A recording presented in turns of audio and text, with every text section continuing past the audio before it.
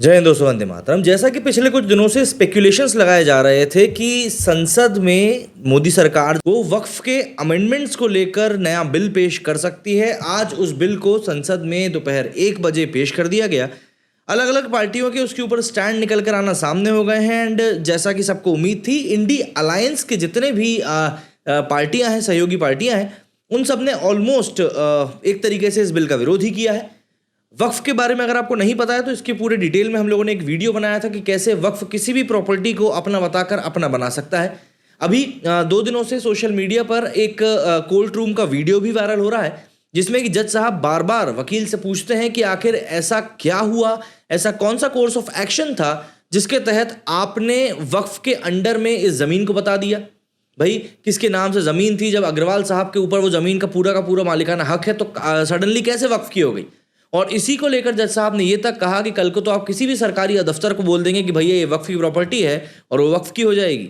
ये सब चीज़ें वायरल हो ही रही थी और इस बीच में सरकार की तरफ से ये बात निकल कर सामने आई कि वक्फ को लेकर एक अमेंडमेंट बिल पेश किया जा सकता है। दरअसल वक्फ के पास में ताकतें इतनी ज़्यादा हो चुकी हैं कि हमारे भारत में इंडियन रेलवे और इंडियन आर्मी के बाद में सबसे ज़्यादा लैंड प्रॉपर्टी अगर किसी के पास में है तो वक्फ के पास में बताई जाती है। ऐसे में बड़ा सवाल ये खड़ा होता है कि वक्फ जो ये बोलता है कि वो ऐसी प्रॉपर्टी का इस्तेमाल मुस्लिम समाज के उद्धार के लिए करता है, तो आखिर उद्धार क्यों नहीं हो पा रहा है? भाई, अगर आपके पास इतनी प्रॉपर्टी है तो आप उद्धार तो अच्छे से कर ही सकते हैं। और सबसे बड़ी समस्या कई लोगों को तो ये भी है कि वक्फ को जैसे कि एक सरकारी इंस्टीट्यूशन के तौर पर देखा जाता है, तो कहना लोगों का ये है कि जब ये सरकारी इंस्टीट्यूशन है तो इसमें फिर एक ही मजहब के लोग क्यों हैं? हालांकि इसको टैकल करने के लिए कई लोग बोल रहे हैं कि भाई राम मंदिर ट्रस्ट में फिर सिर्फ हिंदू क्यों है, लेकिन हमको समझना ये पड़ेगा कि राम मंदिर ट्रस्ट कोई सरकारी ट्रस्ट नहीं है। खैर, आपको बताता हूँ जरा इस बिल के बारे में कि वहाँ पर और क्या क्या चीज़ें सामने आई हैं। तो केंद्र की एनडीए सरकार ने लोकसभा में आज वक्फ बोर्ड बिल को पेश कर दिया है। इससे पहले सरकार राज्यसभा से मुसलमान वक्फ अधिनियम 1923 को वापस लेगी। अब वक्फ काउंसिल और वक्फ बोर्ड में संसद भी सदस्य होंगे।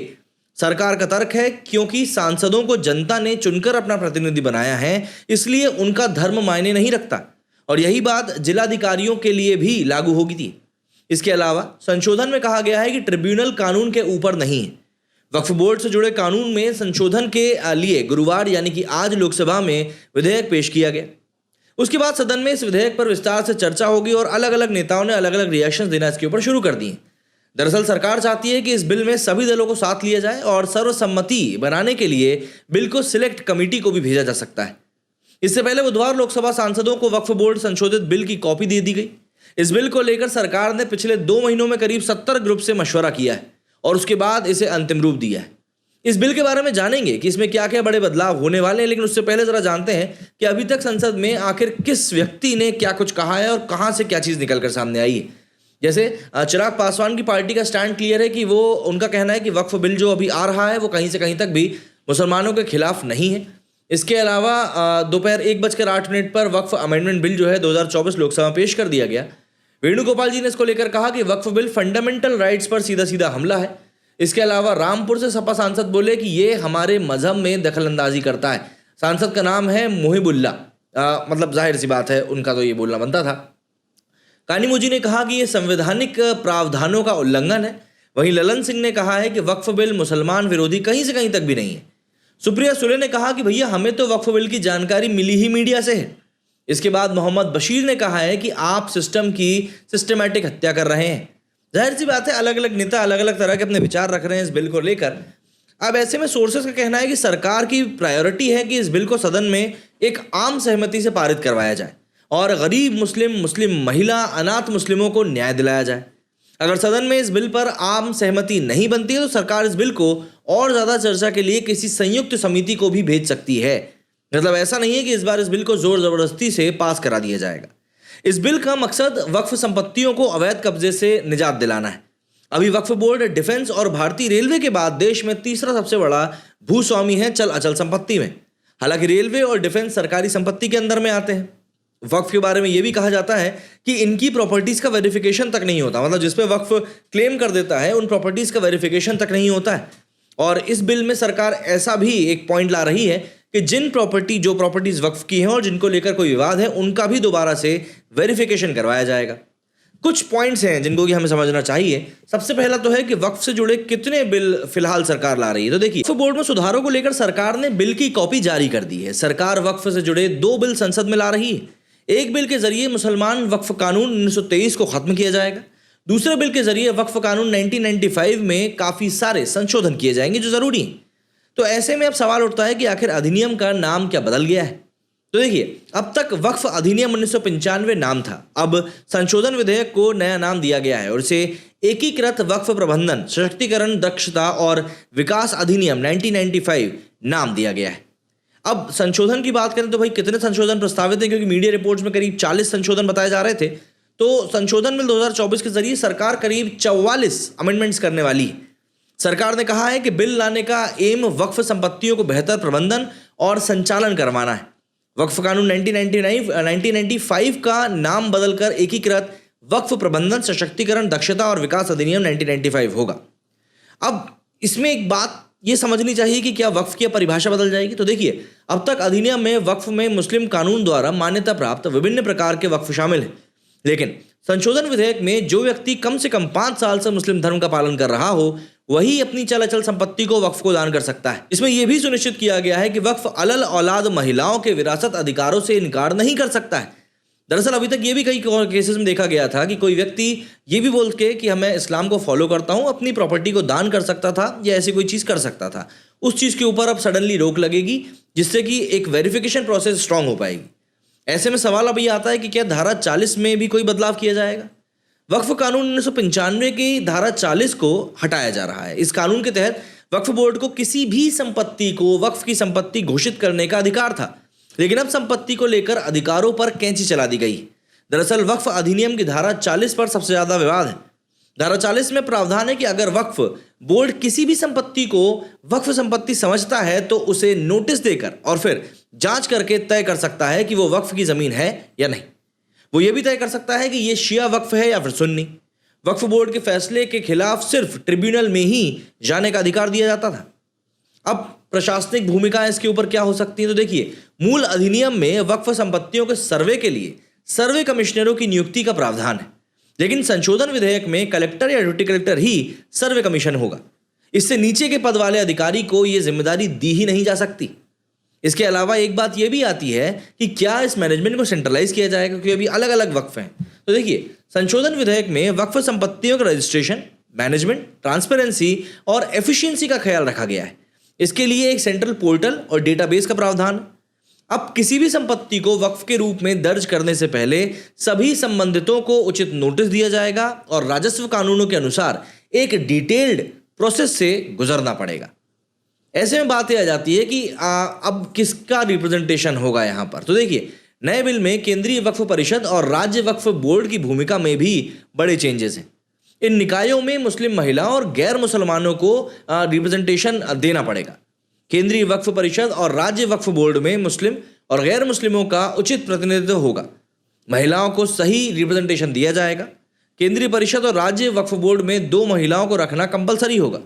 एक केंद्रीय पोर्टल और एक डेटाबेस के जरिए वक्फ के रजिस्ट्रेशन के तरीके को सुव्यवस्थित भी किया जाएगा। ऐसे में बोहरा आगाखानी के लिए क्या वक्फ बोर्ड अलग होगा, ये भी एक वाजिब सवाल है। देखिए, नए बिल में आगाखानी और बोहरा वक्फ को परिभाषित किया गया है, डिफाइन किया गया है। इस विधेयक में बोहरा और आगाखानियों के लिए एक अलग औकाफ बोर्ड बनाए जाने का प्रस्ताव है। मसौदे में मुस्लिम समुदायों में अन्य पिछड़ा वर्ग, शिया, सुन्नी, बोहरा, आगाखानी को रिप्रेजेंटेशन दिए जाने का भी पूरा प्रावधान है। तो ऐसे में सवाल उठता है कि आखिर वक्फ परिषद में होगा कौन। तो इसको ध्यान से समझिएगा। वक्फ परिषद में केंद्रीय मंत्री, 3 सांसद, मुस्लिम संगठनों के 3 नुमाइंदे, मुस्लिम कानून के 3 जानकार, सुप्रीम कोर्ट या हाई कोर्ट के 2 पूर्व जज, 1 प्रसिद्ध वकील, राष्ट्रीय ख्याति प्राप्त 4 लोग, भारत सरकार के अलावा या संयुक्त सचिव आदि भी होंगे। इनमें से कम 2 महिलाओं का होना जरूरी है। अब ये जो चीज़ है यही सबसे ज़्यादा परेशान कर रही है जो लोग अभी के बिल को सपोर्ट कर रहे हैं, क्योंकि उनका कहना है कि भाई हमको और किसी की ज़रूरत ही नहीं है। और यहाँ पर जो सरकार ने प्रस्ताव दिया है इसमें कई सारे जिम्मेदार लोगों को वक्फ बोर्ड में शामिल करने की बात कही गई है। क्या ट्रिब्यूनल में भी बदलाव हो जाएगा। तो देखिए, मूल अधिनियम में अपील के लिए कुछ पावर और प्रावधानों के साथ वक्फ ट्रिब्यूनल की स्थापना करी गई थी, लेकिन संशोधन विधेयक में ट्रिब्यूनल स्ट्रक्चर में सुधार किया गया है। अब 2 सदस्यीय ट्रिब्यूनल होगा। ट्रिब्यूनल के आदेशों के खिलाफ हाईकोर्ट में अपील के लिए 90 दिनों की समय सीमा भी होगी। वक्फ की संपत्तियों के सर्वेक्षण के लिए सर्वे कमिश्नर का जो अधिकार है वो कलेक्टर या कलेक्टर द्वारा नामित डिप्टी कलेक्टर को ही दिया जाएगा। वक्फ बोर्डों का क्या स्ट्रक्चर बदल जाएगा? तो देखिए, मूल अधिनियम में साफ रूप से विविध प्रतिनिधित्व को अनिवार्य नहीं किया गया है, जबकि संशोधन विधेयक में केंद्रीय वक्फ परिषद और राज्य वक्फ बोर्ड में शिया, सुन्नी, बोहरा, आगाखानी, अन्य पिछड़े वर्ग, मुस्लिम महिलाओं और गैर मुस्लिमों का रिप्रेजेंटेशन सुनिश्चित करने के लिए भी प्रावधान किया गया है। तो ऐसे में वित्तीय योगदान क्या होगा, ये भी समझना पड़ेगा। दरअसल मूल अधिनियम में मुतवल्लियों मतलब कि वक्फ के प्रबंधकों को शुद्ध एनुअल इनकम का 7% वार्षिक योगदान देना जरूरी होता था, लेकिन संशोधन विधेयक में कम से कम 5,000 रुपए की शुद्ध वार्षिक आय वाले वक्फ के लिए वार्षिक योगदान को घटाकर 5% कर दिया गया है। अब सबसे बड़ा सवाल यह है कि वक्फ संपत्तियों को क्या विशेष दर्जा मिला है। देखिए, वक्फ संपत्तियों को विशेष दर्जा दिया गया है जो किसी ट्रस्ट आदि से ऊपर है। यह अधिनियम औकाफ को रेगुलेट करने के लिए लाया गया है। एक वकीफ द्वारा दान करी गई और वक्फ के रूप में नामित संपत्ति को औकाफ कहते हैं। वकीफ उस व्यक्ति को कहते हैं जो मुस्लिम कानून द्वारा पवित्र, धार्मिक या धर्मार्थ के रूप में मान्यता प्राप्त उद्देश्यों के लिए अपनी प्रॉपर्टी, संपत्ति को दान करता है। संशोधित वक्फ एक्ट 1995 का सेक्शन 3R कहता है कि अगर कोई संपत्ति किसी उद्देश्य के लिए पवित्र, धार्मिक या चैरिटेबल परोपकारी मान ली जाए तो वक्फ की संपत्ति हो जाती है। अधिनियम में आखिरी बार 2013 में संशोधन किया गया था।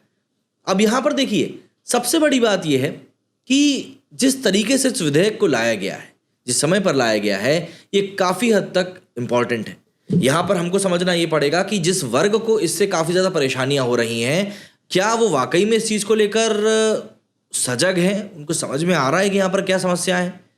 बहुत सारी चीजें हैं, सरकार और विपक्ष ने इसको लेकर अपनी अपनी तैयारी भी करी है। बहुत सारी चीजें, जैसे इमरान मसूद ने अब इसको लेकर कहा है कि बिल में संविधान की धज्जियां उड़ाई जा रही हैं। अखिलेश यादव ने कहा है कि ये जो बिल है ये एक सोची समझी साजिश है। वहीं ओवैसी ने कहा है कि देश को बांटने का काम कर रहे हैं, आप दुश्मन हैं मुसलमानों के। मुझे समझ में नहीं आ रहा कि वक्फ को लेकर एक बात कह देने से देश को बांटने वाली बात कैसे आ जा रही है। और मोहम्मद बशीर ने कहा है कि आप सिस्टम को खत्म कर रहे हैं। तो बहुत सारी बातें हैं जो इस समय चल रही हैं और ऑब्वियस सी बात है, हर कोई तो इससे खुश होने नहीं वाला है। तो सर्वसम्मति से ये बिल पास हो जाएगा, इसकी कोई गारंटी नहीं। आप मुझे बताइए आप लोगों का इस बारे में क्या कुछ कहना है। मेरे इस वीडियो में फिलहाल इतना ही। जय हिंद, जय भारत।